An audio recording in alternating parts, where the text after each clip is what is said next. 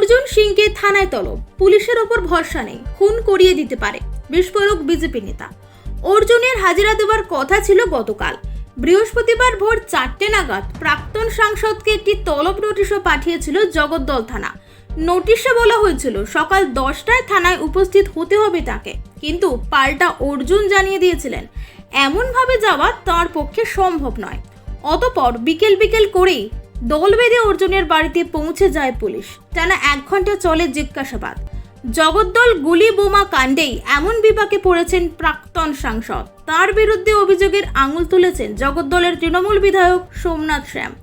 শুক্রবার আবার নতুন করে তলব করা হলো প্রাক্তন সাংসদকে। তবে ব্যক্তিগত কাজে রাজ্যের বাইরে রয়েছেন বলে জানিয়েছেন অর্জুন। তার কথায়, পুলিশ যখনই ডাকবে তখনই আমাকে যেতে হবে এমনটা নয়, ওদের কোনো কাজ নেই, আমার তো রয়েছে, আমার সময় মতো আমি যাব। আপাতত দলের কাজে বাইরে রয়েছে। এদের নিজের নিরাপত্তা নিয়েও সংশয় প্রকাশ করে অর্জুন বলেন, আমি চিঠিতে আগেই বলেছি নিরাপত্তার ব্যাপারে যতক্ষণ না নিশ্চিত করছে ততক্ষণ আমি যাব না। পুলিশের ওপরে আমার কোনো ভরসা নেই, পুলিশই তো আমার খুন করাবে। এখানে মনীশ শুক্লাকেও তো এইভাবে খুন করিয়ে দেওয়া হয়েছিল।